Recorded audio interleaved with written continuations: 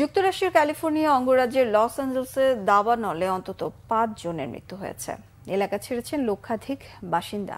নজিরবিহীন দাবানল নিয়ন্ত্রণে অসহায়ত্ব স্বীকার করে নিয়েছে ফায়ার সার্ভিস। গত মঙ্গলবার সকালে থেকে সর্বগ্রাসী দাবানলে পড়ছে লস অ্যাঞ্জেলসের বিস্তীর্ণ এলাকা। প্যালিসেড শহরতলি থেকে শুরু হওয়া দাবানল ৫টি ভিন্ন ভিন্ন দিক থেকে চলছে। পুড়ে ছাই হয়ে গেছে প্রায় ১৬,০০০ একর এলাকা আর ১,০০০-এরও বেশি ঘরবাড়ি। প্যালিসেড, ইটন, হার্স্ট আর উডলি এলাকার দাবানল ১% নিয়ন্ত্রণে আসেনি। এমন পরিস্থিতিতে বাতাসের তীব্রতা না কমা পর্যন্ত চরম খারাপ দিকে থাকা ওই ৪টি এলাকার দাবানল নিয়ন্ত্রণ অসম্ভব উল্লেখ করে অসহায়ত্ব প্রকাশ করেছে ফায়ার সার্ভিস।